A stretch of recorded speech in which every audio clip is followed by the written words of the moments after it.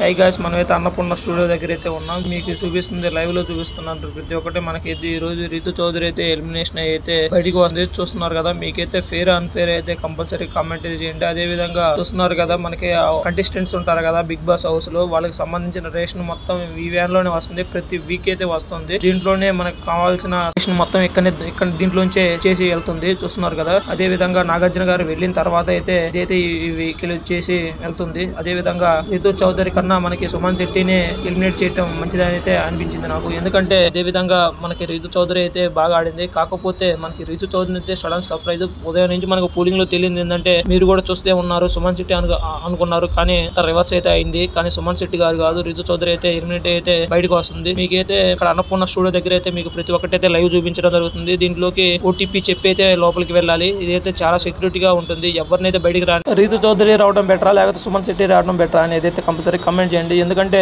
మనకైతే రితు చౌదరి ఉంటే కొంచెం బాగుండేది అయితే అనిపించింది. మీకేమనిపించిందో అయితే కంపల్సరీ కమెంట్ చేయండి.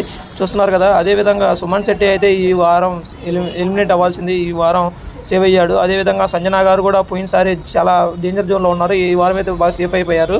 అదే విధంగా ఉన్నట్లయితే చూస్తున్నారు కదా, రితు చౌదరి వారి అన్నయ్య. అదే విధంగా రితు చౌదరి అయితే వెనక కూర్చొని సైలెంట్ గా అయితే వెళ్ళిపోతుంది. చూస్తున్నారు కదా, మేమందరం అక్కడ దాకా అయితే అలా వెళ్ళిపోయాము. మీకైతే ఫేర్ అండ్ ఫేర్ అయితే కంపల్సరీ కమెంట్ చేయండి. నాకైతే ఫేర్ అనిపించింది. కానీ అతనికన్నా కొంచెం బాగా ఆడలేదా అనే పర్సన్ ఎవరు ఉన్నారంటే సుమన్ శెట్టిని చేస్తుంటే బాగుండేదని అయితే నాకైతే అనిపించింది. మీకేమనిపించింది?